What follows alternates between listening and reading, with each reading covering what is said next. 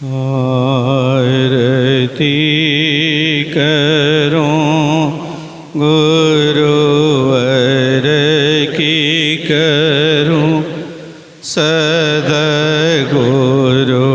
की प्यारे गुरुवर की आरती करूं गुरुवर की आरती करूं गुरुवर की करूं सद्गुरु की प्यारे गुरुवर की आरती करूं गुरुवर जय गुरुदेव अमल अविनाशी ज्ञान रूप अंतर के वासी जय गुरुदेव अमल विनाशी ज्ञान रूप अंतर के वासी श्रद्धा दीप जला कर कर दे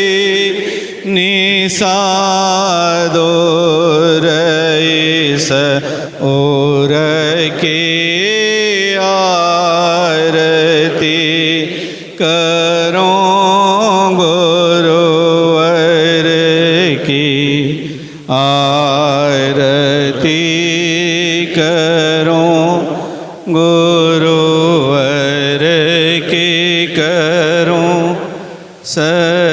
सद्गुरु की प्यारे गुरुवर की आरती करूं गुरुवर की वेदो वेद अवेद बताया आवागमन से मुक्त कराए वेदो बीच अवेद बताए आवागमन से मुक्त कराए जाने कब से छान रहे थे खाक सोनो दर दर की आरती करूं गुरुवर की आरती करूं गुरुवर की करूं सद्गुरु की प्यारे गुरुवर की आरती करूं गुरुवर की जब से शरण तुम्हारे आए अमृत से मीठे फल पाए जब से शरण तुम्हारे आए अमृत से मीठे फल पाए। गुरुवर वर दो बनी रहे भाव सदा मेरे ओर की आरती करो गुरुवर की आरती करो गुरुवर की करो सद्गुरु के प्यारे गुरुवर की आरती करो गुरुवर की आरती करो गुरुवर की करो सद्गुरु के प्यारे गुरुवर की आरती करो गुरुवर की।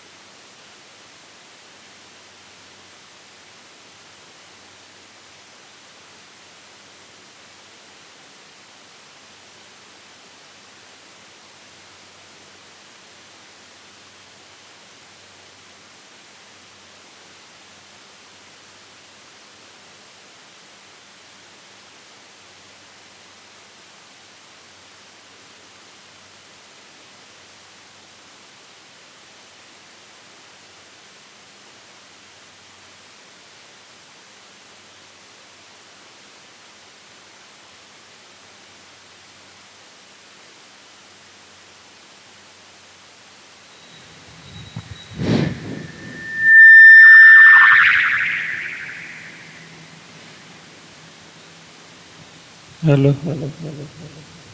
सभी सत्संगी भाई बहनों से एक निवेदन है कि आप लोग अपना अपना मोबाइल स्विच ऑफ करने का कृपा करेंगे। सभी सत्संगी भाई बहनों से एक निवेदन है कि आप लोग अपना मोबाइल स्विच ऑफ करने का कृपा करेंगे या साइलेंट मोड में डालने का कष्ट करेंगे।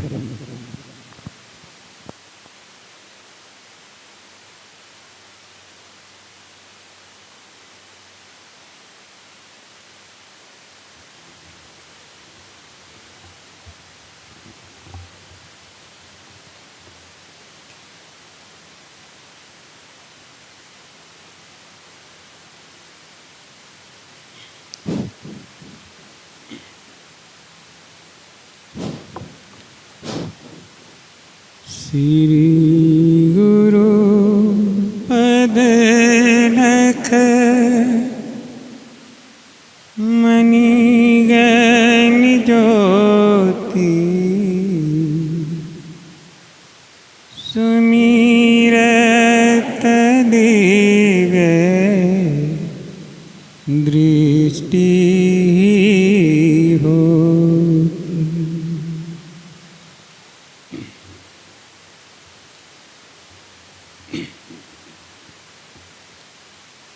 परम पूज्य पावन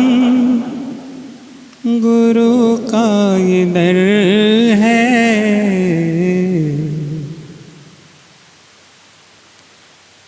परम पूज्य पावन गुरु का ये दर है।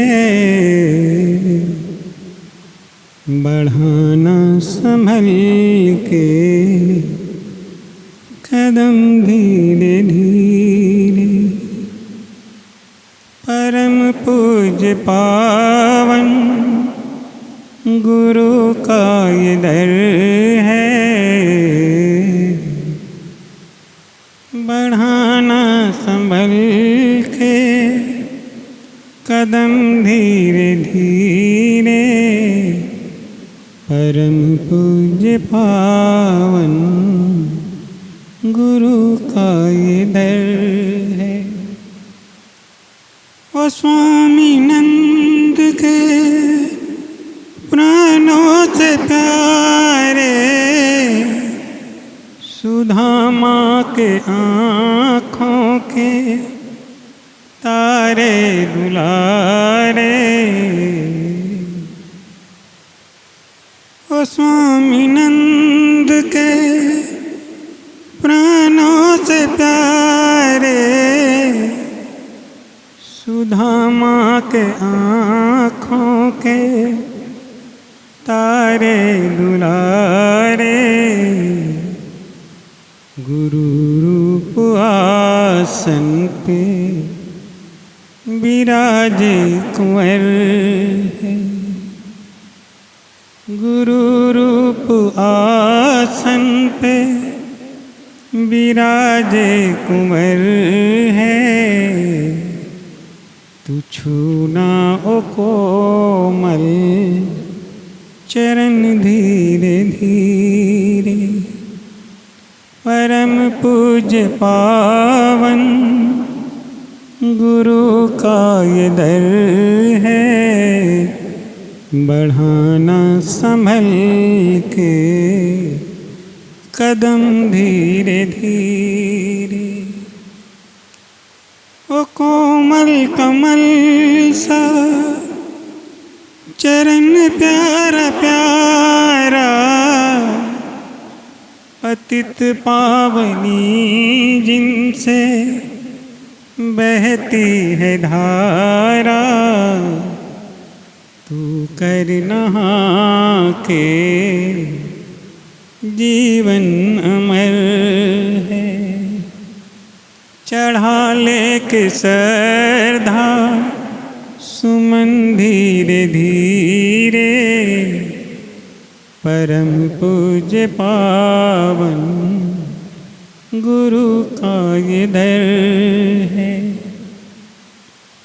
ओ कोमल कमल सा चरण प्यारा प्यारा, पतित पावनी जिनसे बहती है धारा।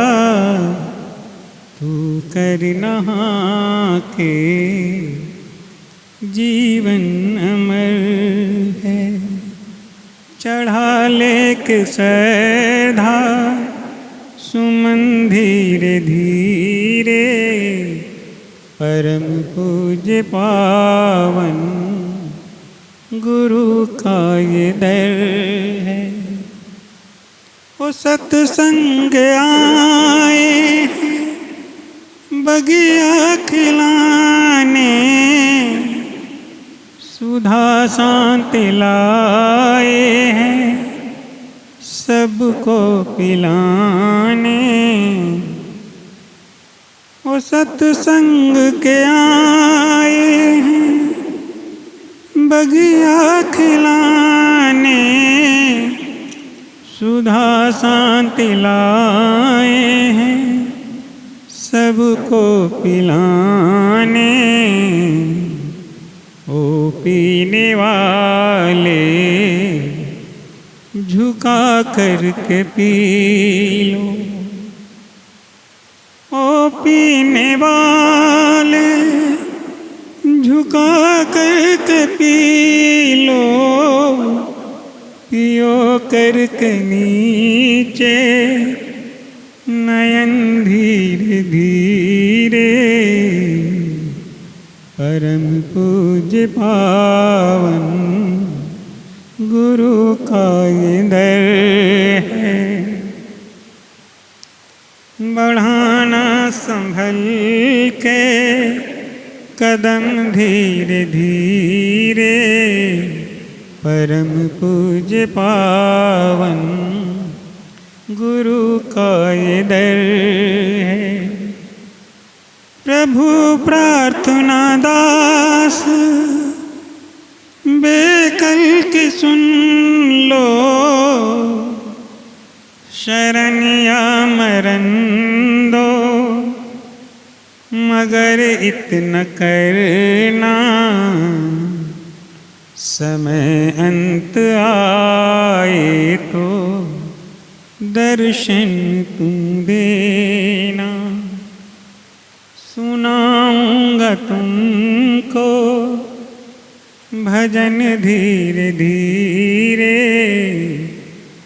सुनाऊंगा तुमको भजन धीरे धीरे। प्रभु प्रार्थना दास बेकल की सुन लो।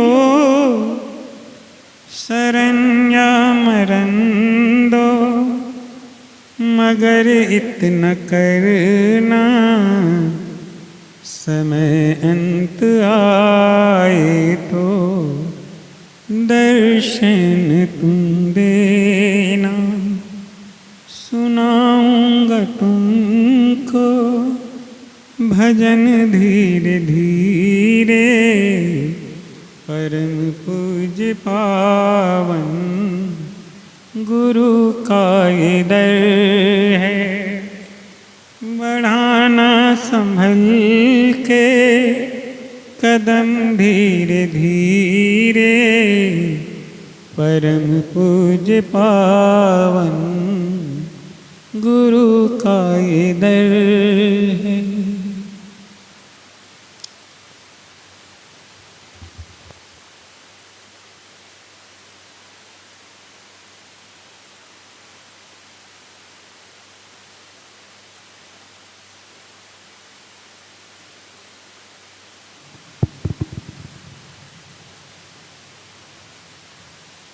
ध्यान मूलं गुरोर्मूर्ति पूजा मूलं गुरुपदं मंत्रमूलं गुरुर्वाक्यं मोक्षमूलं गुरुकृपा गुरुकृपा हि केवलं गुरुकृपा हि केवलं।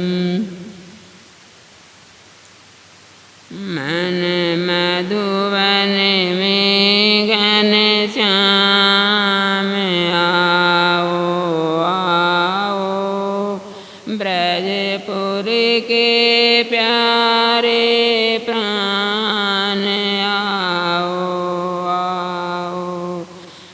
मन मधुबन में घनश्याम आओ आओ, ब्रजपुर के प्यारे प्राण आओ आओ, दर्शन की प्यासी फिरती तेरी गैया, माखन ले ढूंढ रही है जसुमती मैया, दर्शन की प्यासी फिरती तेरी गैया, माखन ले ढूंढ रही है जसुमती मैया, मन मधुवन में घनश्याम आओ आओ, ब्रजपुर के प्यारे प्राण आओ आओ, ब्रजपुर के प्यारे प्राण आओ आओ, राधा के प्यारे श्याम आओ आओ, राधा के प्यारे श्याम आओ आओ, केलों के बदले छिलके खाने वाले, झूठे बेरों के लिए तरसने वाले, केलों के बदले छिलके खाने वाले, झूठे बेरों के लिए तरसने वाले, सबरी के प्यारे राम आओ आओ, सबरी के प्यारे राम आओ आओ, मन मधुवन में घनश्याम आओ आओ, ब्रजपुर के प्यारे प्राण आओ आओ, मन मधुवन में घनश्याम आओ आओ, तंदुल लेकर आया है द्वार भिखारी, पावन कर दो दर्शन दे कृष्ण मुरारी, तंदुल लेकर आया है द्वार भिखारी, पावन कर दो दर्शन दे कृष्ण मुरारी, करुणा सागर सुख धाम आओ आओ, करुणा सागर सुख धाम आओ आओ, मन मधुवन में घनश्याम आओ आओ, ब्रजपुर के प्यारे प्राण आओ आओ, दर्शन की प्यासी फिरती तेरी गैया, माखन ले ढूंढ रही है जसुमती मैया, राधा के प्यारे श्याम आओ आओ, मन मधुवन में घनश्याम आओ आओ, मन मधुवन में घनश्याम आओ आओ, मन मधुवन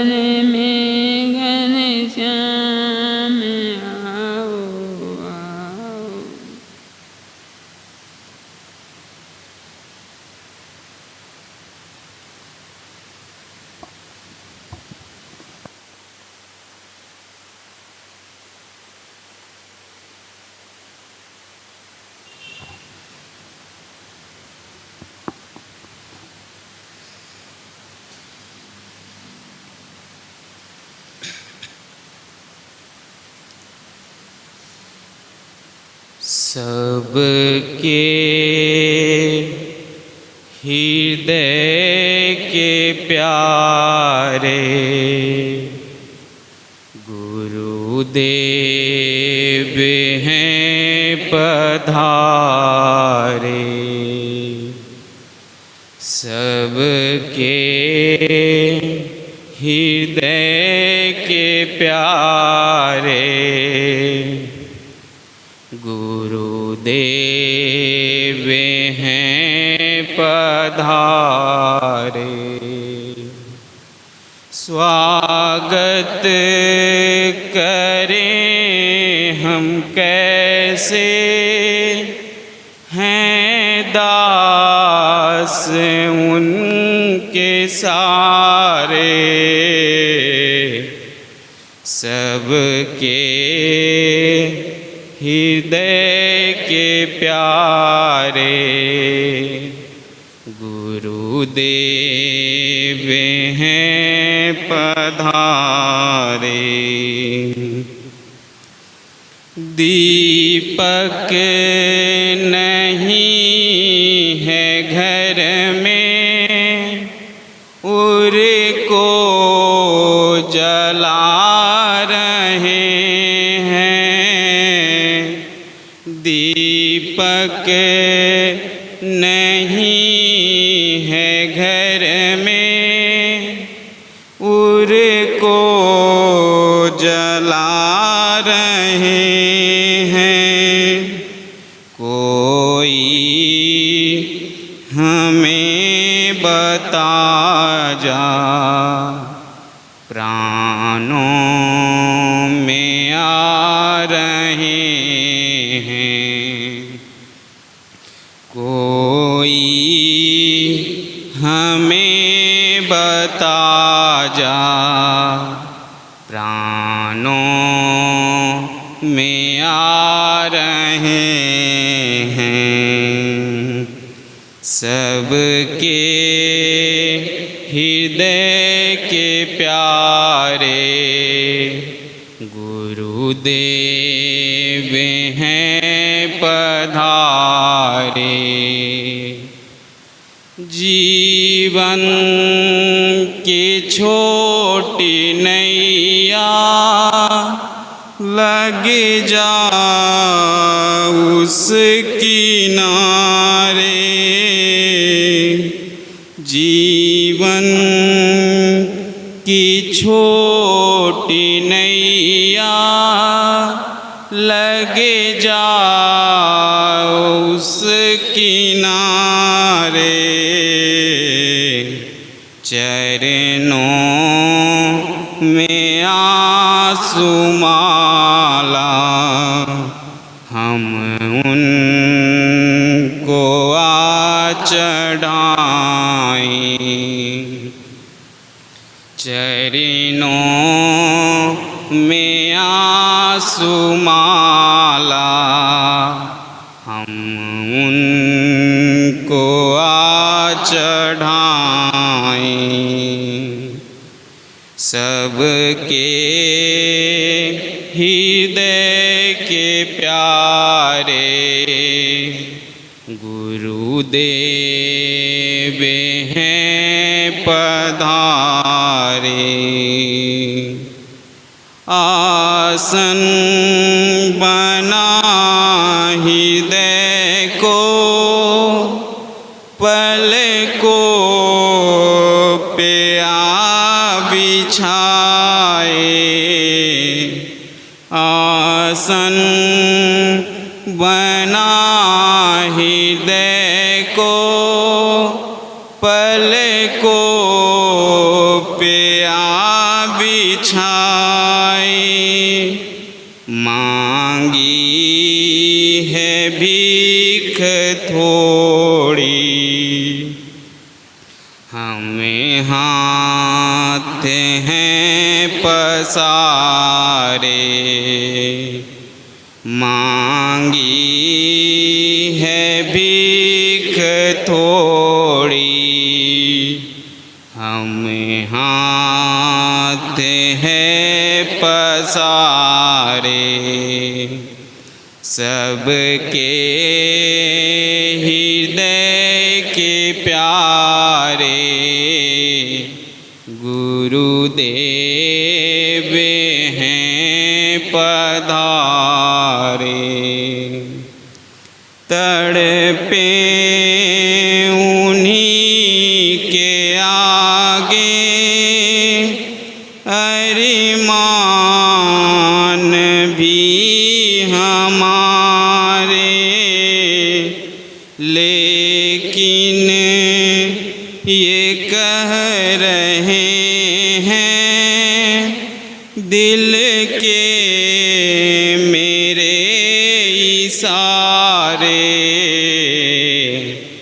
पूजा नहीं है पूरी ये गीत भी अधूरे, पूजा नहीं है पूरी यह गीत भी अधूरे। सबके हृदय के प्यारे गुरुदेव हैं पधारे। स्वागत करें हम कैसे हैं दास उनके सारे, सबके हृदय के प्यारे गुरुदेव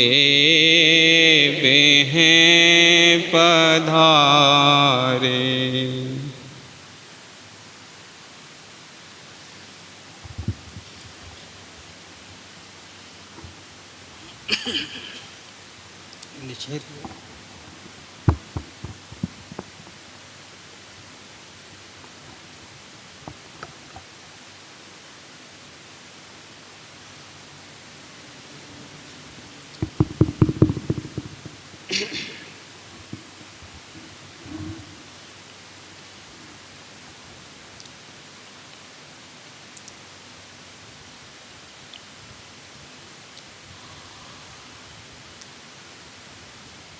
परम पूज्य गुरु महाराज की यहाँ सूक्ष्म उपस्थिति है। परम पूज्य गुरु माँ की भी यहाँ साकार उपस्थिति है। इन दोनों सद्गुरुओं के पावन श्री चरण कमलों में हमारा सहृदय बारंबार नमन है। इस सत्संग के एकल आचार्य पूज्य निजू भैया के चरणों में भी प्रेम नमन है। साथ ही हमारी भक्ति में विराज रहे सभी शिक्षक वृंद और साथ ही इस सभा और सभा के बाहर उपस्थित सभी गुरु भक्तों के चरणों में भी हमारा सादर प्रणाम है। साथ ही आप सबका इस सत्संग सभा में स्वागत है, अभिनंदन है। पूर्व की भांति परम पूज्य और परम पूज्य गुरु माँ के आशीर्वाद से ही हम इस सत्संग कार्यक्रम में उपस्थित हो सके हैं। ऐसे सत्संग कार्यक्रम में भाग लेने का मकसद ही होता है कि सद्गुरु से शिक्षा और दीक्षा लेकर आत्मज्ञान प्राप्त करना।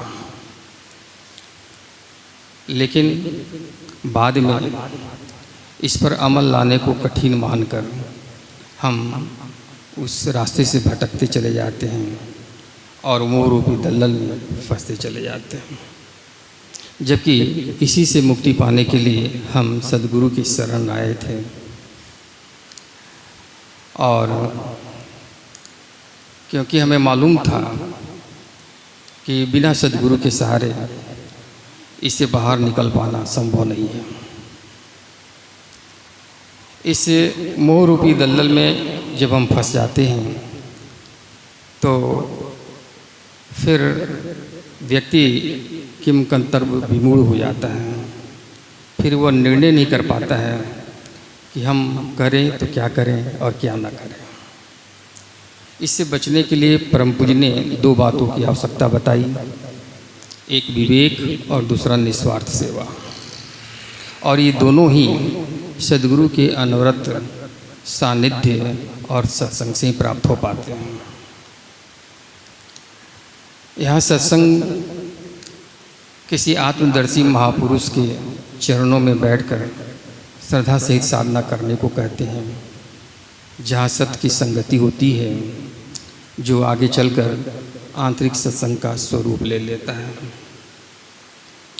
सत्संग के जितने भी रूप हैं जो हमारे बाह्य इंद्रियों द्वारा संपन्न होते हैं, वे सभी बाह्य सत्संग कहलाते हैं, जबकि परम पूज्य द्वारा स्थापित यह दिव्य चेतना सत्संग आंतरिक सत्संग की श्रेणी में ही आता है, जहाँ आंतरिक क्रिया के द्वारा मन और बुद्धि को स्थिर और शांत अवस्था में लाने का अभ्यास कराया जाता है। हमारा यह मन शक्तियों का भंडार होता है, और जब यह बाहर बाहर घूमता रहता है तब अपनी शक्तियों को यूं ही व्यर्थ करते रहता है। लेकिन जब किसी सद्गुरु की बताई हुई विधि से हम इसे किसी एक बिंदु पर ठहराने का अभ्यास करते रहते हैं, तो इसकी शक्तियों में उभार आता है और यह उधरगामी होकर हमें आंतरिक जगत का फिर सैर कराने लगती है, जहाँ एक से एक चमत्कारिक अनुभूतियाँ होती रहती हैं, और यही अंत में निर्विचार अवस्था में ले जाकर हमें आत्मदर्शन का अधिकारी भी बना देती है। ये ठीक है कि प्रारंभ में कोई भी कार्य कठिन प्रतीत होता है, पर यदि धैर्यपूर्वक हम उसका अभ्यास करते रहते हैं तो वह इतनी स्वाभाविक ढंग से होने लगती है कि पता ही नहीं चलता कि दोनों जगत के बीच में कोई कार्य भी हो रहा है। परम पूज्य बताते हैं कि हमारा शरीर एक मंदिर है और हमारा हृदय उस आत्मा के विराजने का पवित्र आसन है।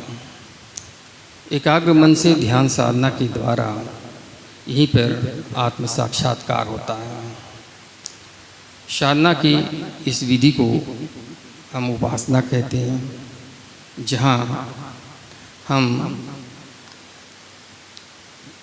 परमात्मा को बाहर नहीं बल्कि अपने अंतर में देखते हैं, और पूर्ण उपासना में सभी बाहरी पूजा पाठ और कर्मों में उदासीनता आने लगती है, और आगे जाके बाहरी कर्मों का सर्वथा अभाव हो जाता है।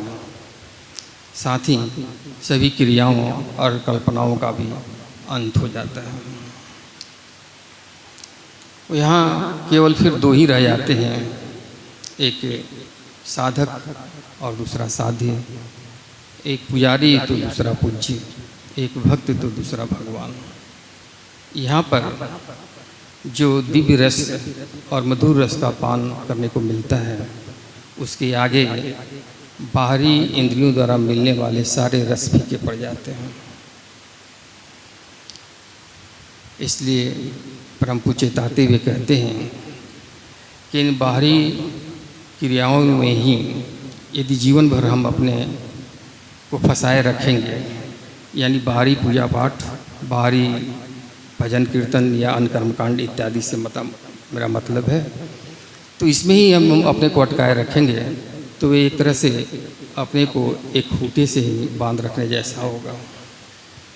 इससे बचने के लिए परम पूज्य ने हमें साकार से निराकार और स्थूल से सूक्ष्म की ओर जाने की साधना दी है।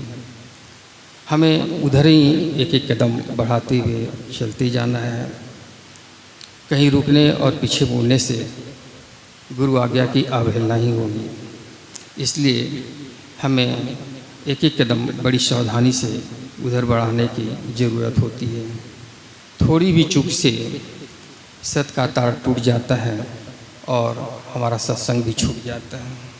सत्संग सभा में बैठे हुए भी हम सत्संग से कोसों दूर हो जाते हैं। इसलिए सद्गुरु के सहारे होकर उनके साए में रहते हुए हमें उनके द्वारा बताए हुए पथ पर आगे बढ़ते रहने की ज़रूरत होती है, जहाँ वही सद्गुरु हमें लक्ष्य प्राप्ति तक हमारी वे रक्षा करते हैं। और जब उनकी पूर्ण कृपा होती है तब हम अपने जीवन के अभीष्ट को आत्म साक्षात्कार को प्राप्त कर पाते हैं। यहाँ पहुँचने के दरमियान विवेक का बहुत बड़ा योगदान होता है। विवेक को ही प्रमाण ज्ञान भी कहा गया है, जहाँ सत्य को हम बिल्कुल निकट से देख पाते हैं। और यह सत्संग से ही प्राप्त हो पाता है। अब जब इसका जागरण हो जाता है तब हम सत्य को असत से, अच्छाई को बुराई से अलग कर पाते हैं। परम पूज्य कहते हैं कि हम मनुष्य अच्छाइयों और बुराइयों का एक मिश्रण ही है, और यदि केवल अच्छाई ही हमारे अंदर रहे तो भी हम जीवन नहीं जी सकते, और केवल बुराई रहे तो भी जीना संभव नहीं है। तो साधना करते हुए हमारा प्रयास यही रहता है कि हमारे बुराई इतना गौण हो जाए कि उससे न हमको ही नुकसान हो, न सामने वाले को ही कोई हानि पहुँच पाए। इसीलिए महात्मा लोग कोई न कोई अवगुण अपने अंदर पाले बैठे रहते हैं, ताकि उनका शरीर कायम रह सके और उसके द्वारा वो दूसरे का आत्म कल्याण कर सकें। परम पूज्य कहते हैं कि विवेक एक किसान की छलनी की तरह होता है। जिस प्रकार किसान छलनी के द्वारा गेहूं और सरसों के दाने को अलग कर पाता है, अच्छाई को पत्थर और मिट्टी के टुकड़े को अलग कर पाता है, ठीक उसी प्रकार विवेक से हम ज्ञान को अज्ञान से अलग कर पाते हैं, सत्य को तम से अलग कर पाते हैं। पर यह तभी संभव हो पाता है जब हम सद्गुरु के शरण होकर उनसे कर्म ज्ञान का सिद्धांत सीखकर अपने विवेक को जागृत कर लेते हैं, क्योंकि ऐसा विवेकवान महापुरुष ही सच्चे सेवक हो सकते हैं और वही निस्वार्थ सेवा भी कर सकते हैं। जब निस्वार्थ सेवा की धुन किसी व्यक्ति को लग जाती है तो फिर उसे अपने सुख और सुविधा का त्याग करने की आंतरिक शक्ति उसमें आ जाती है। फिर तो वह एक कर्मयोगी की तरह पूरे संसार मात्र को सेवा करने का भाव उसके अंदर दृढ़ता का रूप लेने लगता है, और उसका अपने सुख आराम की चिंता स्वयं ही मिटती चली जाती है। वह सब में अपने परमात्मा का ही दर्शन करने लगता है। निज प्रभु में देखई जगत काशन करहूँ विरोध वाली स्थिति हो जाती है। वह राग द्वेष से ऊपर उठ जाता है और सबको एक समान प्यार करने लगता है। लगता है कि सबको यही लगता है वह हम ही से ज़्यादा प्यार करता है। यदि परम पूज्य की तरफ हम देखें तो हमें मालूम पड़ेगा कि परम पूज्य इसी अवस्था को प्राप्त थे। सबको वो जिस तरह से प्यार करते थे तो लगता था कि वो हमें ही सबसे ज़्यादा प्यार करते हैं, पर हम उनके ऐसे सात्विक प्रेम को संभाल नहीं पाए और उनके बताए हुए राह से भटकते चले गए। अपने को ही बड़ा मानते रहे और जाने अनजाने उनका अनादर और अवज्ञा करते चले गए। परिणाम हुआ कि उसके बदले में हमें बहुत सा दुष्परिणाम भोगना पड़ा, और आत्मनिरीक्षण के द्वारा यदि आगे भी हम अपने को नहीं संभाल पाए तो भविष्य में भी उसका सामना हमें ऐसे ही करना पड़ेगा। जहाँ तक निस्वार्थ सेवा की बात है, तो परम पूज्य और परम पूज्य गुरु माँ की द्वारा की गई निस्वार्थ सेवा जो हमारे क्षेत्र के एक सत्संगी के को उन्होंने की थी, वो देखने से पता चलता है कि बिना किसी स्वार्थ के जो अपने पुत्र को नहीं मुहैया कराया जा सकता, वो इन दोनों ने की, इन दोनों महागुरुओं ने, सदगुरुओं ने की। और उनके बारे में बताने से पहले हम अपने साथ घटे एक वाक़या आपको सुनाना चाहेंगे। एक बार हम किसी रिश्तेदार के यहाँ से सपत्नीक के गाड़ी से अपने घर को लौट रहे थे। जब ढेरी आना हुआ तो एक प्रेरणा हुई कि क्यों न गुरु महाराज और माता जी का दर्शन करते हुए हम लोग आगे बढ़े।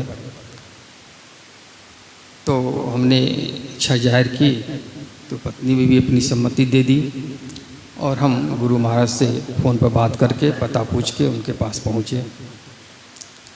परम पूज्य ने यहीं के एक सत्संगी अमरनाथ जी को तब तक मुख्य सड़क पर भेज दिए थे कि ताकि हमको घर खोजने में कोई दिक्कत न हो, क्योंकि पहली बार हम वहाँ जा रहे थे।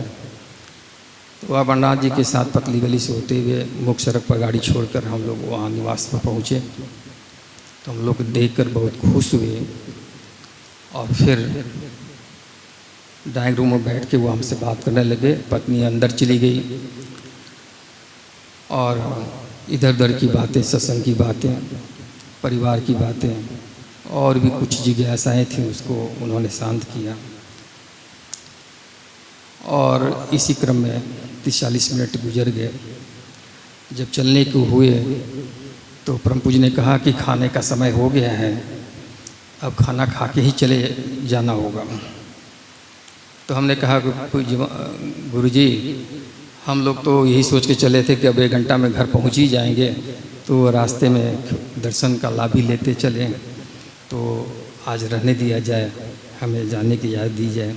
1-2 बार उन्होंने कहा और जब हमने विनम्रतापूर्वक जाने की आज्ञा मांगी तो उन्होंने अंत में इस हमारी बात को समझकर, हमारी मनसा समझकर जाने की इजाज़त दे दी।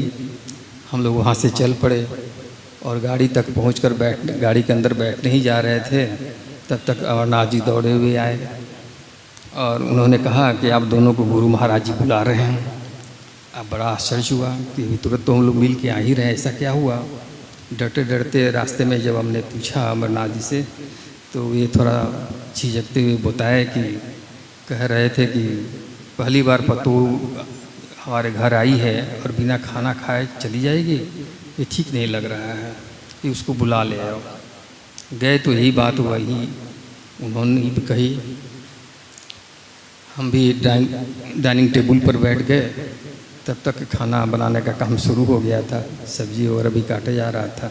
और परम पूज्य खुद अपने सलाद उलाद का सामग्री लेकर बैठ के काटने लगे और इधर उधर की बात फिर शुरू हुई। और जब खाना बना तो सबको खिला उला के फिर उन्होंने विदा दी। और वहाँ से जो चल के जब हम अपने घर से 3 किलोमीटर दूर रहे होंगे, तब हमने देखा कि बहुत बड़ा जाम लगा हुआ है। वहाँ से पूछा गया जो मनुष्य वहाँ थे, तो उन्होंने बताया कि 3-4 घंटा से यह जाम लगा हुआ है। तब जाकर हम लोग को इल्म हुआ कि परम पूज्य ने क्यों हमें वहाँ बुलाया, क्यों वहाँ खाने के बहाने ठहराया। और यहाँ पर क्योंकि ऐसा हुआ कि वहाँ हम लोग पहुँचे और जाम खुल गया और गाड़ी धीरे धीरे रेंगने लगी। तब हम लोग महाराज जी के ऐसी सद्भावना देकर, ऐसी महानता देकर उनके प्रति पूरी कृतज्ञता और श्रद्धा से भर उठे। हमारी पत्नी पर भी पूरा प्रभाव पड़ा और वे 1-2 दर्शन के बाद ही सदा के लिए उन्हें अपना गुरु मान बैठी और पूज्य माँ को तो गुरु माँ मानती हैं। तो इस तरह से परम पूज्य में एक आकर्षण होता था जो किसी भी नए साधक को अपना बना लेते थे। जैसे भगवान कृष्ण जिसकी जन्माष्टमी हम मना रहे हैं, जी वो आकर्षण शक्ति उनके अंदर थी। और जिस तरह से गोपियाँ उनके लिए व्याकुल रहती थी, उसी तरह से हम साधकों पर भी असर पड़ता था और हम सब उनके एक मुस्कान के लिए बड़ी व्याकुल रहते थे।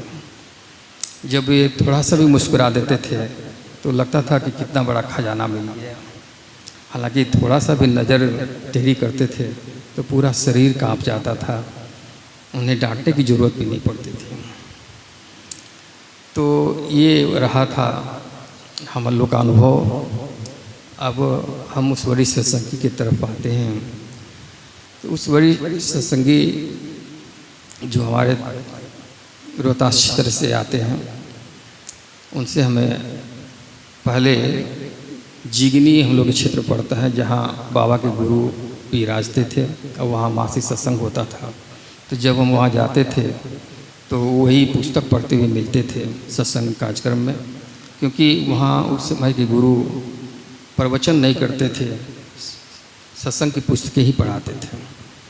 और पुस्तक पढ़ते पढ़ते उनका अभ्यास हो गया था, पुस्तक ये शास्त्रों की जानकारी भी हो गई थी, इसलिए वो किसी से भी बात करते थे तो प्रभावित हो जाता था वो, और वो प्रेरित करते थे सत्संग से जोड़ने के लिए भी।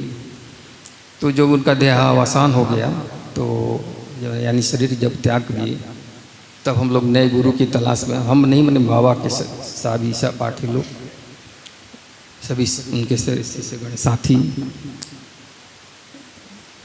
नए गुरु की खोज में हम लोग फिर डेरी पहुँचे थे। तो उसमें उनका डेरा पहले दूसरी जगह हुआ था। तो वहाँ पहुँचे तो ये भी वहाँ पहले से पहुँचे थे, क्योंकि डेरी में एक बार सत्संग पहले के जिस सत्संग में रहते थे महाराज जी आचार्य हुआ करते थे, तो वहाँ कुछ शोक हो गया था, उसके चलते केंद्र से प्रोग्राम देने के लिए कोई नहीं आ पाया था। परम पूज्य ही अकेले तीनों सीटिंग संभाले थे, और इसलिए उनका प्रभाव ऐसा पड़ा था कि सभी लोग मंत्रमुग्ध हो गए थे और हमारे क्षेत्र में बड़ी उनकी ख्याति हो गई थी। यही सुनकर वो हमारे वरिष्ठ सत्संगी वहाँ पहुँचे हुए थे और अपनी जिज्ञासा उनके सामने रखने के लिए अपना संकट वगैरह कहने और उससे समाधान पाने के लिए पहुँचे थे। लेकिन हम लोग जब खोजते हुए गुरु की खोज में जब वहाँ पहुँचे सुनाकर, तो घर के अंदर से लुंगी गंजी पर वो बाहर निकले, एक सदस्य की तरह ही वो हमें लगे, घर के सदस्य की तरह। वो भी हम लोग से पूर्व परिचित थे ही, थोड़ा वो भी आश्चर्य किए कि यहाँ कैसे।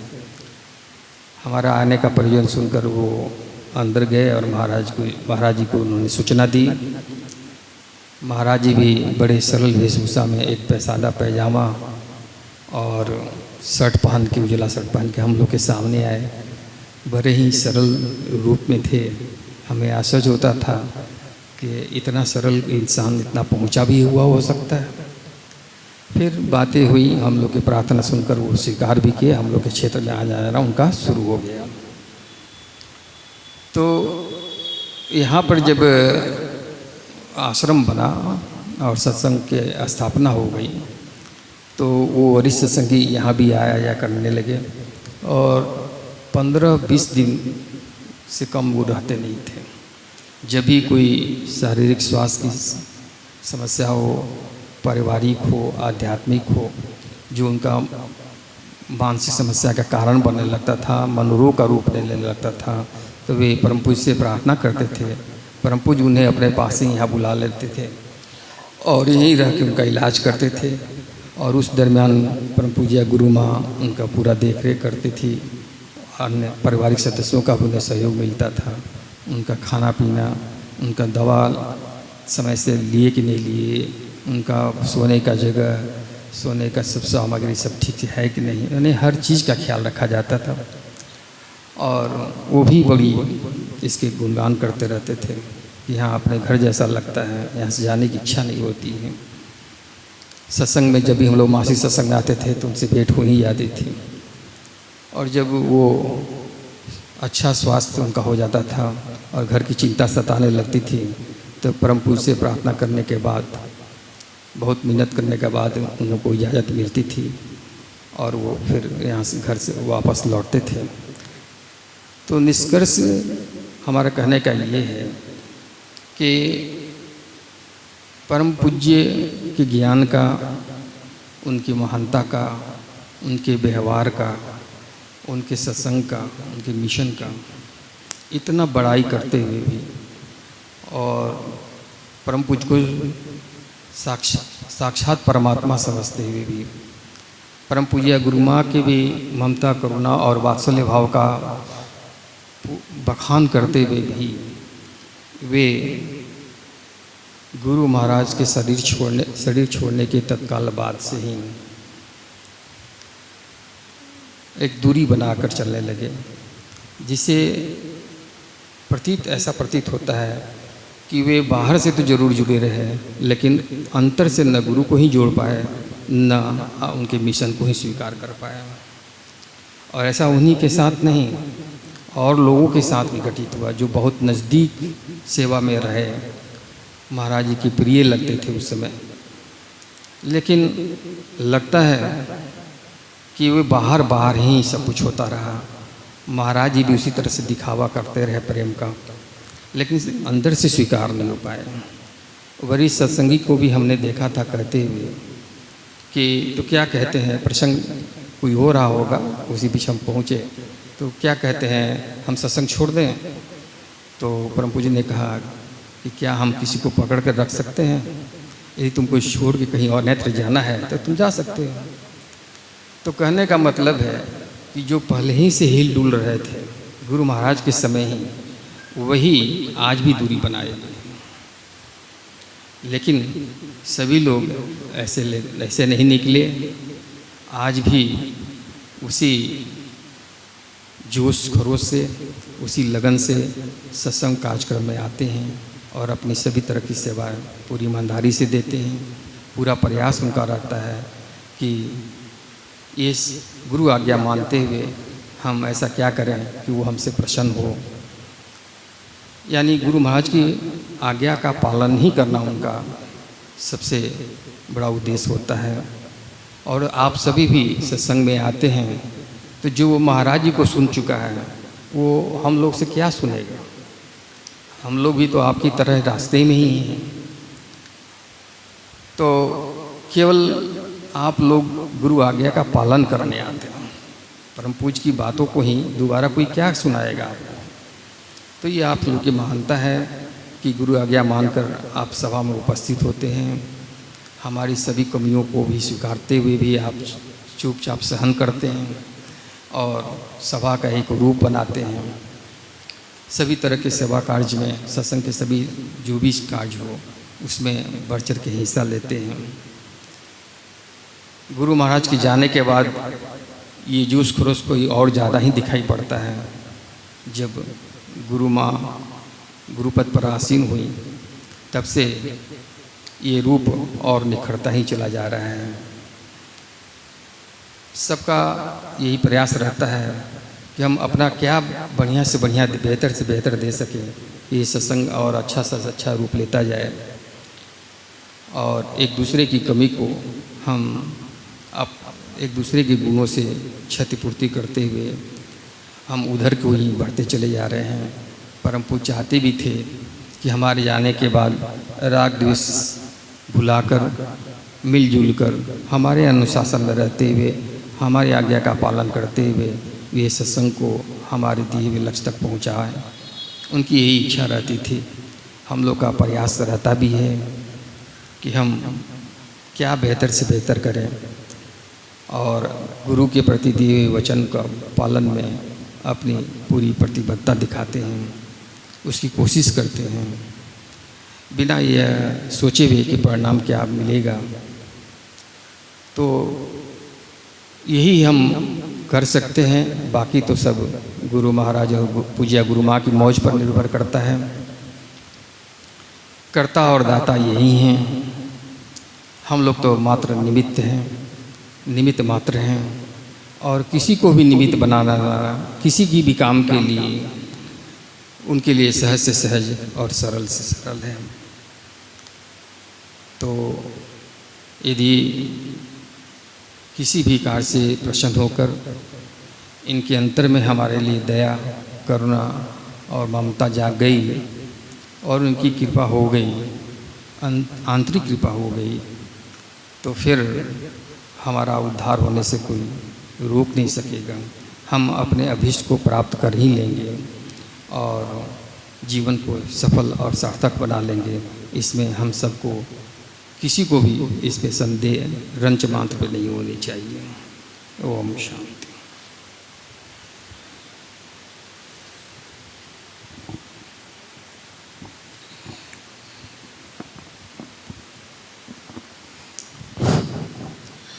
आइए अब हम लोग ध्यान करेंगे। इसके लिए आवश्यक है कि हम लोग सीधी तरह से बैठ जाएंगे। परम पूज्य गुरु महाराज साहब ने जिसे ध्यान करने के लिए जो प्रविधि बताई है वो वैसा ही करेंगे, उसमें कोई जोड़ घटाव नहीं करेंगे, कोई परिवर्तन नहीं करेंगे। लेकिन जो लोग नए हैं उनके लिए मैं एक क्रिया निवेदन कर दे रहा हूँ ध्यान का, कि ध्यान आपको कैसे करना है। नए लोग खास करके इस क्रिया को गौर से सुनेंगे।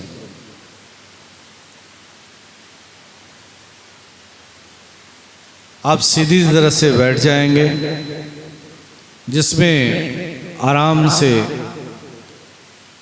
10-15 मिनट या 20 मिनट तक बैठ सकें। एक सहज आसन में हल्के से अपने आँखों को बंद कर लेंगे। आँखों पर कोई जोर नहीं देंगे, कोई दबाव नहीं डालेंगे, और श्री राम मंत्र का उच्चारण करेंगे। मंत्र का उच्चारण कैसे करना है? तो मध्यमा वाणी से करना है, मन ही मन करना है। मध्यमा वाणी अगर नहीं समझेंगे आप, वैसे मध्यमा वाणी कंठ की वाणी है, लेकिन नहीं समझ पाएंगे तो आप इसको ऐसे समझें कि आपको मन ही मन करना है। ये क्रिया 3 चरण में संपन्न होती है। पहला मंत्र बोलना, दूसरा सुनना और तीसरा देखना। तो पहले चरण में आप मंत्र को बोलेंगे श्री राम, फिर सुनेंगे। दोबारा फिर मंत्र नहीं बोलना है, मंत्र बोल करके थोड़ा सा ठहर करके सुनना है क्या हो रहा है। और फिर तीसरा चरण है देखना। क्या देखना है? तो मंत्र को बोलने सुनने से आपके अंदर में जो कुछ भी घटित हो रहा है, तरंग का अनुभव हो रहा है, स्पंदन का अनुभव हो रहा है, प्रकाश का अनुभव हो रहा है, शांति का अनुभव हो रहा है, जो भी अनुभव हो रहा है केवल और केवल उसे देखना है। यहाँ कोई कल्पना नहीं करना है, कोई अनुमान नहीं लगाना है, केवल देखते रहना है। मंत्र को जब दोबारा बोलने का समय आएगा तो कम से कम 15 मिनट का अंतराल रखें। 15 सेकंड का अंतराल रखें। 15 सेकंड के बाद दोबारा बोले, फिर 15 सेकंड के बाद दोबारा बोले, फिर 15 सेकंड के बाद चौथी बार बोले। और ये जो बीच की अवधि है 15 सेकंड की, इसमें देखने और सुनने की क्रिया। जब ऐसा करेंगे तो एक अवस्था आएगी, देखत तुम ही हो जाई, आप भी वही हो जाएंगे जो वो है। कौन है? तो वही जो उस मंत्र में। आपके गुरु ने जब ये मंत्र दिया था तो अपनी ऊर्जा से इसे एक्टिवेट किया था, और जैसे ही मंत्र को बोलने सुनने से उस अनुभव को, स्पंदन को, तरंग को जब आप अनुभव करेंगे और उसे देखने की क्रिया में जाएंगे तो आप देखते देखते आप भी वही हो जाएंगे। वही हो जाए। देखत तुम ही हो जाए, आप भी वही हो जाए। बस क्रिया इतनी ही है। एक दो सावधानियां हैं, जैसा कि मैंने कहा कि क्रिया के वक्त किसी तरह की कोई कल्पना नहीं करनी है, कोई अनुमान नहीं लगाना है। साधक बहुत बड़ी भूल करते हैं, जैसे किसी भाई से उन्होंने सुन लिया कि उनको तो ऐसा हो रहा था, किसी दूसरे भाई से सुन लिया कि उनको तो ऐसा हो रहा था। अब वो ध्यान में वैसे ही कल्पना करने लगते हैं कि मेरे साथ भी वैसा ही हो रहा है। नहीं, फिर आप तो कल्पना की भूमि पर चले आए। आपको कल्पना नहीं करना है, केवल मंत्र को बोलना है, सुनना है और तुरंत देखने की क्रिया में चले जाना। कोई कल्पना नहीं करना है, किसी प्रकार का कोई अनुमान नहीं लगाना है। ये पहली सावधानी है। दूसरी सावधानी है कि मंत्र जब भी बोलना है तो 15 सेकंड का अंतराल रख करके बोलना है। लगातार इंजन की तरह नहीं बोलना है। जैसे आपने अपने गांव घरों में देखा होगा, सुना होगा, लोग जपे जा रहे हैं राम राम राम राम राम। नहीं, ऐसे नहीं करना है। एक बार बोलने के बाद कम से कम 15 सेकंड का अंतराल दे, ताकि देखने और सुनने की क्रिया कर सके। ये अंतराल करने की बात क्यों कही जाती है, इसका भी विज्ञान है, मैं आपको बताता हूं। आप किसी के दरवाजे पर चले जाएं और जोर जोर से उसको पुकारें, रामू रामू रामू कहाँ है, इधर आओ, पुकारें। और वो थोड़ी देर के बाद आपके घर सामने आकर के खड़ा हो जाए, अब फिर भी आप पुकारे जा रहे हैं रामू रामू रामू, वो क्या करेगा? वो सुनेगा आपकी बात और देखेगा कि आप उस पर ध्यान नहीं दे रहे हैं, तो वहां से वापस लौट जाएगा। अब चिल्लाते रहिए दिन भर, कभी नहीं आएगा। ठीक यही भूल होती है, यही भूल होती है। इसीलिए मंत्र बोलिए और तब सुनिए और सुन करके देखने की क्रिया में जाइए। जैसे ही मंत्र बोलेंगे और सुनेंगे तो गुरु का जो तरंग है, जो स्पंदन है, उसकी उपस्थिति होगी। और जैसे ही उपस्थिति होगी तो आप उससे बातचीत करेंगे ना, उसको सम्मान देंगे ना, उससे बातचीत करेंगे, उसे सम्मान देंगे, ना कि उसकी अनदेखी करेंगे। तो आपका बातचीत या आपका सम्मान देना ही है उनको देखना। जैसे ही आप अपनी दृष्टि उस पर टिकाएंगे, आपका तुरंत उससे योग हो जाएगा। और जैसे ही योग होगा, आप भी वही हो जाएंगे जो वो, आपका पूरा रूपांतरण हो जाएगा। ये है क्रिया, ये है क्रिया का मूल। एक बार फिर से निवेदन कर दे रहा हूं उस नए भाई के लिए, श्री राम मंत्र बोलना है, मंत्र को फिर सुनना है और सुन करके देखना है कि क्या हो रहा है। जो कुछ भी हो रहा है केवल और केवल उसे देखता है। देखते देखते एक अवस्था आएगी, देखत तुम ही हो जाई, आप भी वही हो जाएंगे। बस क्रिया इतनी। इसके पहले गुरु वंदना होगी। जैसे ही गुरु वंदना समाप्त हो जाए, मौन होकर के इस क्रिया को करेंगे, इस साधना को। ओम शांति। शरण में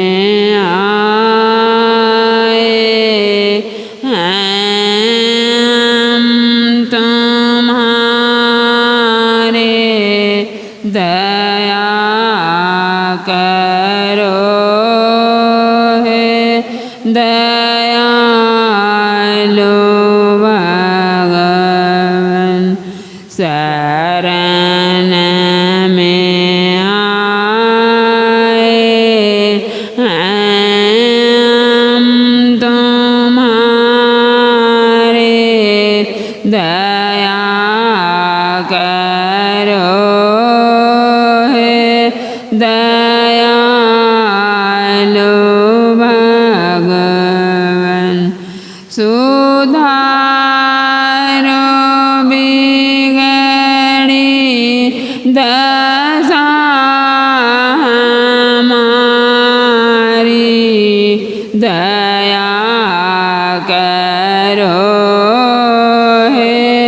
दयालु भगवन शरण में आए हैं हम तुम्हारे, दया करो हे दयालु भगवन। नाम में बल है, नाम में शक्ति, नाम में साधन, नाम में भक्ति, नाम में बल है, नाम में शक्ति, नाम में साधन, नाम में भक्ति।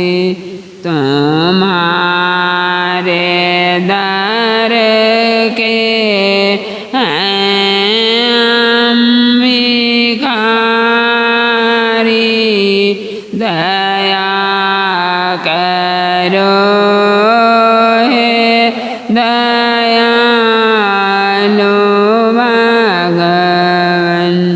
शरण में आए हैं हम तुम्हारे, दया करो हे दयालु भगवन। जो तुम पिता हो तो मैं हूँ बालक, जो तुम हो स्वामी तो मैं हूँ सेवक, जो तुम पिता हो तो मैं हूँ बालक, जो तुम हो स्वामी तो मैं हूँ सेवक, जो तुम हो ठाकुर तो मैं पुजारी, दया करो हे दयालु भगवन। शरण में आए हैं हम तुम्हारे, दया करो हे दयालु भगवन। जो हम वाले हों तो भी तुम्हारे, जो हम मोरे हों तो भी तुम्हारे, जो हम वाले हों तो भी तुम्हारे, जो हम मोरे हों तो भी तुम्हारे, तुम्हारे हो कर राहे भिखारी, दया करो हे दयालु भगवन शरण में आए हैं हम तुम्हारे, दया करो हे दयालु भगवन। सुधारो बिगड़ी दशा हमारी, दया करो हे दयालु भगवन।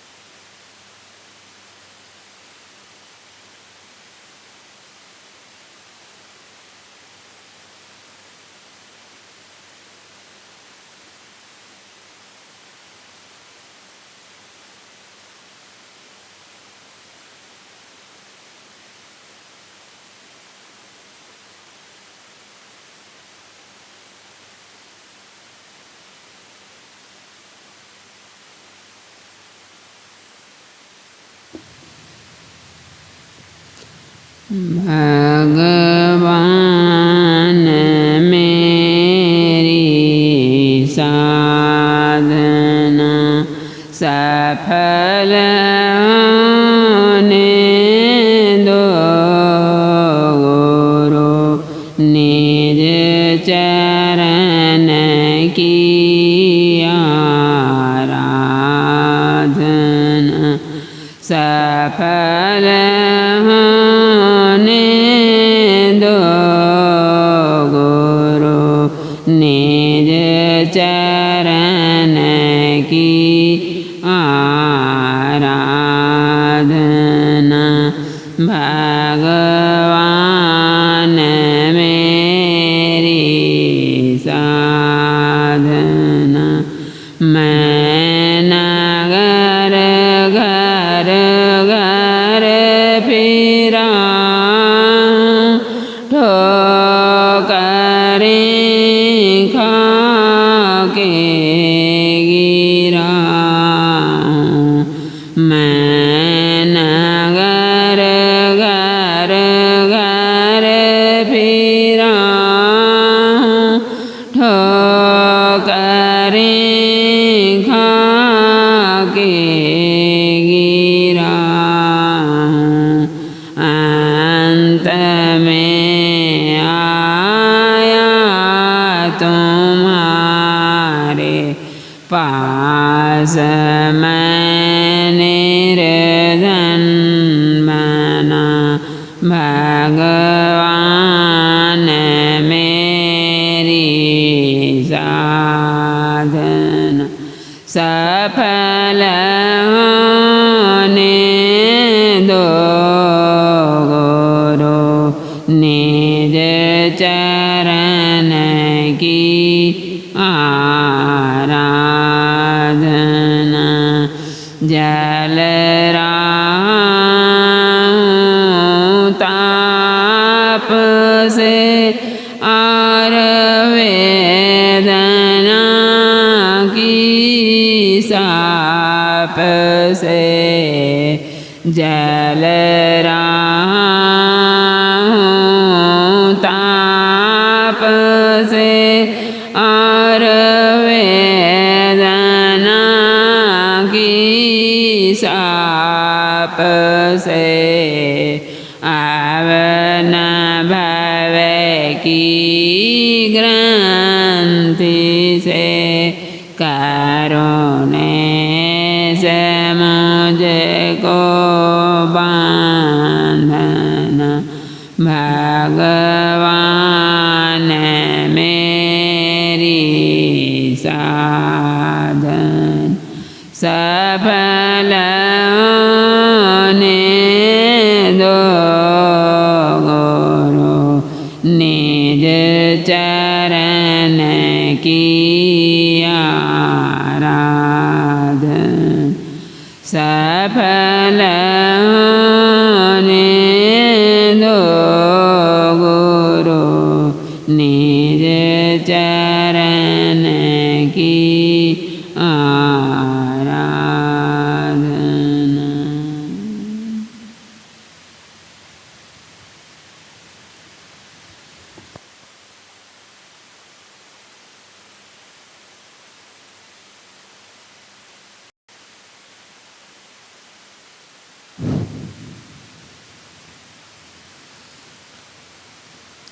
सबसे पहले परम आराध्य परम पूज्य गुरु महाराज साहब जिनकी तस्वीर मंच पर रखी हुई है, आपके चरणों में हमारा प्रणाम है। पूज्य गुरु माँ जो पूज्य गुरुदेव के तस्वीर के बगल में बैठी हुई हैं, आपके भी चरणों में हमारा प्रणाम है। सभा में उपस्थित इस दिव्य चेतना सत्संग के उपदेशक गण, परम पूज्य गुरुदेव के प्यारे भक्तगण, सभी को हमारा यथा योग्य नमन है, प्रेम है। आज का जो ये सत्संग रखा गया है, उस सत्संग दो चीजों से जुड़ा हुआ है। आज जन्माष्टमी का दिन भी है, जो एक पावन पर्व है, भगवान कृष्ण का अवतरण दिवस है। और हमारे परम आराध्य पूज्य गुरुदेव ने भी आज के इस दिन को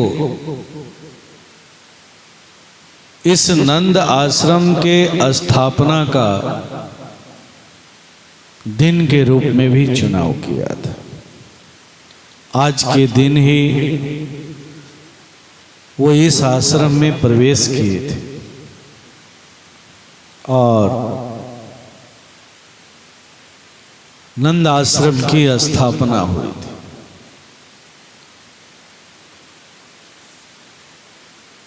स्थापना का इतिहास बहुत ही उच्च कोटि का है और खास करके जब कोई सद्गुरु किसी चीज की स्थापना करे, कोई आम व्यक्ति नहीं, कोई सद्गुरु, महागुरु, परम गुरु जब किसी खास चीज की स्थापना करे तो उसका महत्व ही अद्भुत है। लेकिन दुर्भाग्य ऐसे लोगों की है जो लोग इस महत्व को समझ नहीं पाए और समझते भी नहीं। सबसे बड़े दुर्भाग्यशाली जब कोई सद्गुरु किसी भी चीज की स्थापना करता है तो वो चीज किस अवस्था में जाती है, किस अवस्था में की हो जाती है। आइए इस पर एक हम प्रसंग की ओर आपको ले चलते हैं, जो हमारे रामचरितमानस का प्रसंग है या कह ले रामायण का प्रसंग है। कथानक में आता है कि माता सीता का रावण हरण कर ले जाता है, हर ले जाता है और जैसे ही ये खबर मिलती है खलबली मच जाती है। आप सब भली भांति इस कथा को जानते हैं, लगभग सभी लोग जानते हैं।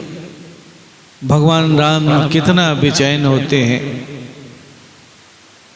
जंगलों में घूमते हैं, लताओं से पूछते हैं, कितना व्यथित है।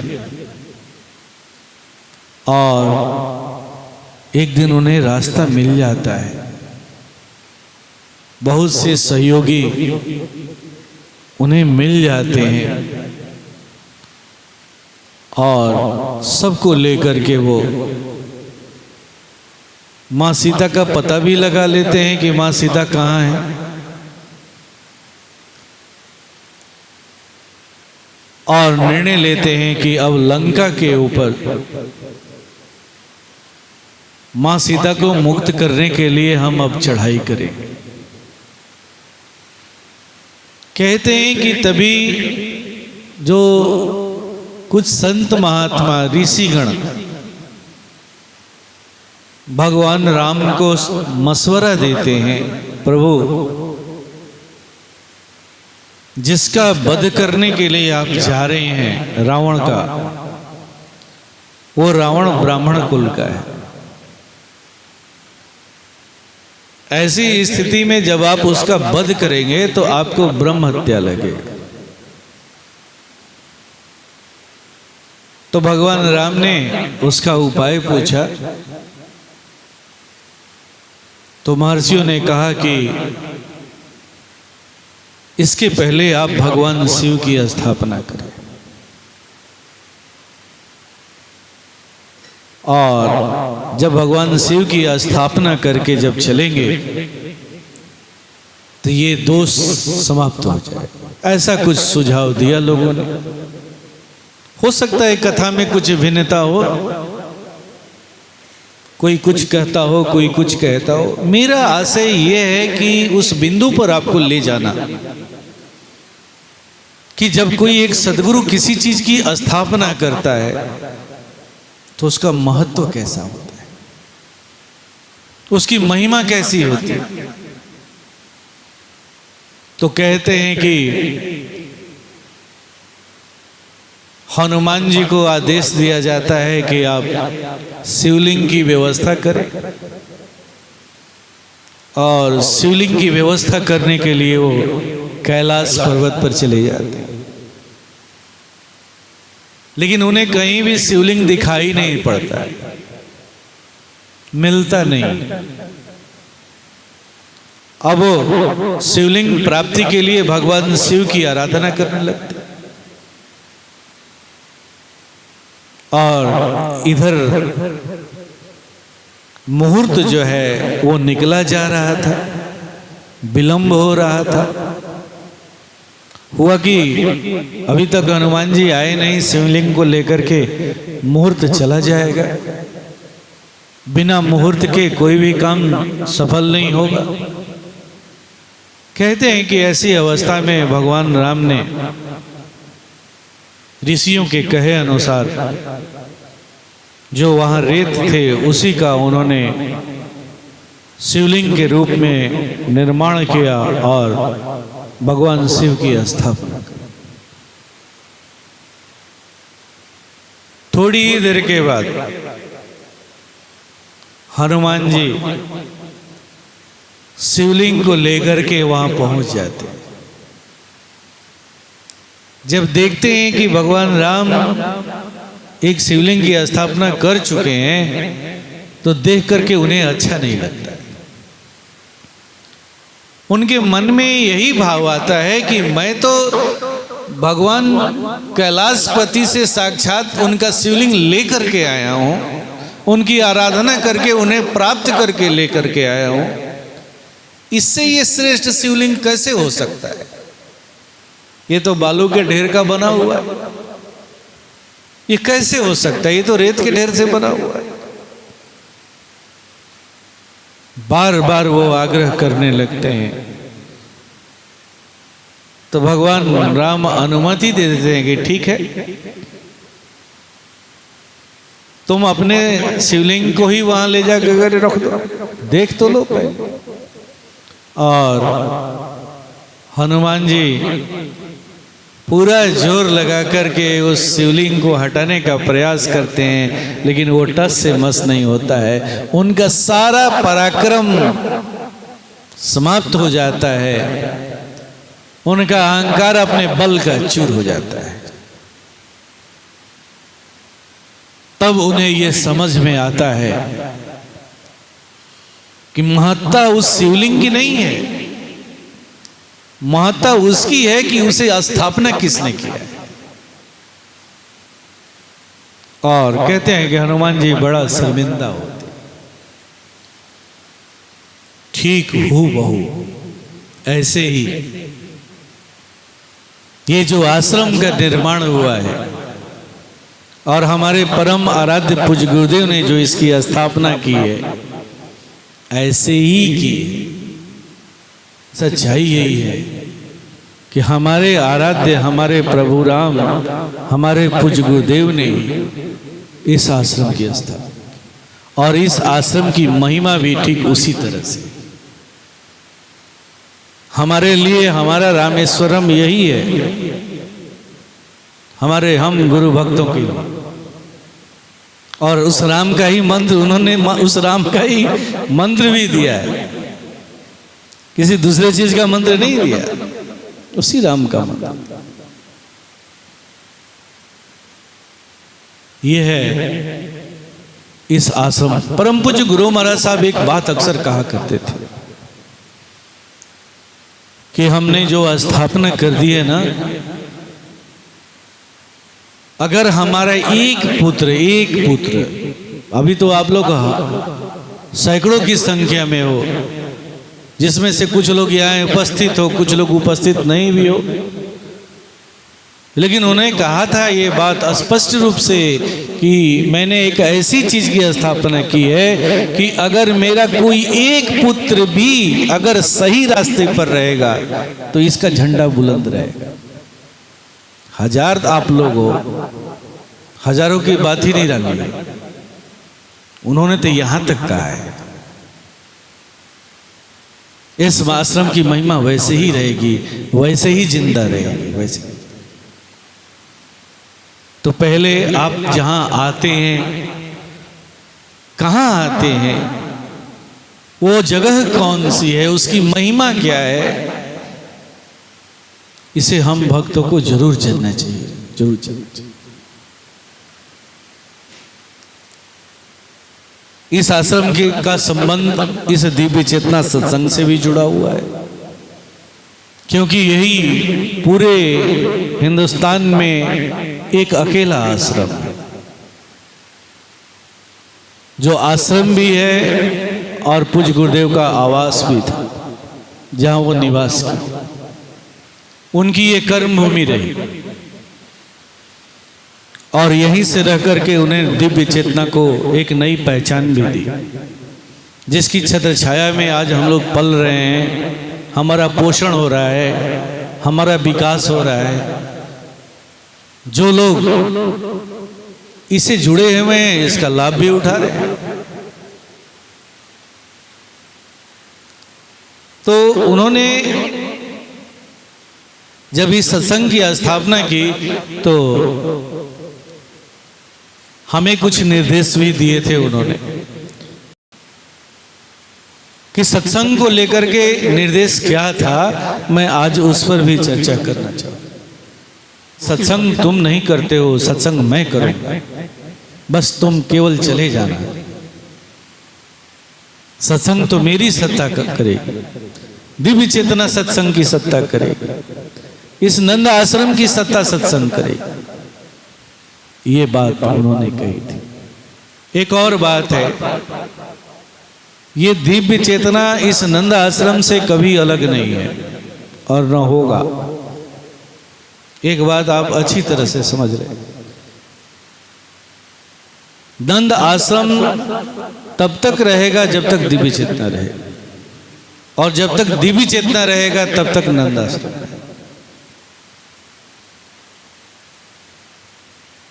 तो जब गुरु एक किसी भी चीज की स्थापना करते हैं तो उसकी महिमा ऐसी ही होती है। अब आप पर निर्भर करता है कि उस चीज के प्रति आपका भाव क्या है और उससे आप कितना लाभ उठाना चाहते हैं और कितना लाभ उठा पाते हैं। गुरु सत्ता वैसी जगह पर नहीं होगी तो कहाँ होगी, कहाँ होगी, किसके घर होगी। और थोड़ी बहुत बातें कल मैं करूँगा। आज मैंने इस नंद आश्रम के स्थापना का जो उद्देश्य था उसके बारे में बताया, एक छोटा सा प्रकाश डालने का प्रयास किया और कोशिश किया कि आप लोगों को बताऊं कि नंद आश्रम का महत्व क्या है। जितना दिव्य चेतना का महत्व है उतना ही इसका भी महत्व है। ये दोनों एक दूसरे के बिना अधूरे हैं, याद रखिएगा। ऐसे महाप्रभु के दरबार में हम सब बैठे हुए हैं। आइए प्रभु से प्रार्थना करते हैं कि हे प्रभु, हम सब कुछ नैवेद्य सामग्रियों को लेकर के इकट्ठा हैं प्रभु। हमें ऐसी योग्यता नहीं है कि हम आपके लिए कुछ लेकर के उपस्थित हो सकें। हमारे पास जो कुछ भी दिया हुआ है प्रभु आपका ही दिया हुआ है और आपकी दी हुई वस्तु को ही लेकर के आपके लिए उपस्थित हुए। हे प्रभु, आप इन्हें स्वीकार करो और हम सबों पर दया करो प्रभु, कृपा करो, ताकि जो मार्ग आपने दिया है उस मार्ग पर हम सब चलते रहें, अनवरत चलते रहें प्रभु। आप ही ने कहा था कि मैं जिस एक की बात कर रहा हूं वो एक तुम ही क्यों नहीं बन जाते। तो प्रभु ऐसी शक्ति दे दो कि हम भाई, सभी भाई, जिस एक की बात आप किए थे वो हम सभी भाई वो एक क्यों नहीं, वो एक बन जाते, ताकि आपके इस धर्म पताका को लेकर के हम सब आगे बढ़ सके। ऐसी शक्ति दे दो प्रभु, ऐसी कृपा कर दो, ऐसी दया कर दो। आइए इन्हीं भावों के साथ इस नैवेद्य को अपने परम आराध्य प्रभु के चरणों में अर्पित करें।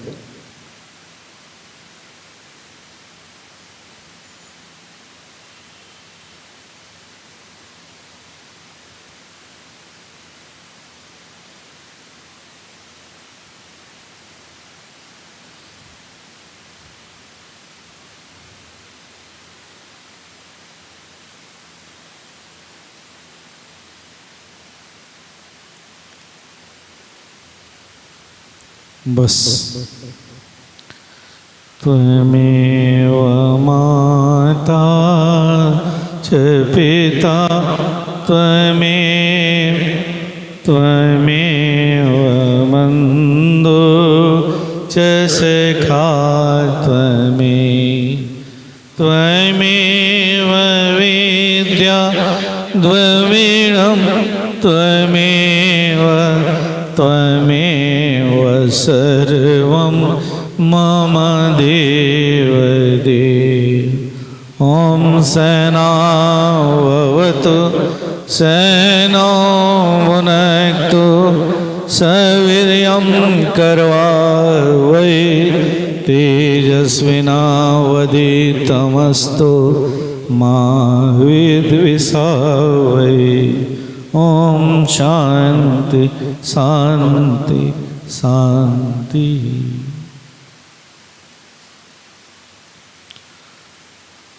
दूसरी सीटिंग जो है वो कल होगी सुबह 8 बजे से। आप सब नाश्ता वगैरह करके स्नान वगैरह करके रेडी हो जाएंगे समय से। अंतिम सीटिंग हम लोग, ये कल की जो सीटिंग होगी वो अंतिम सीटिंग होगी, संध्या को सीटिंग नहीं होगी।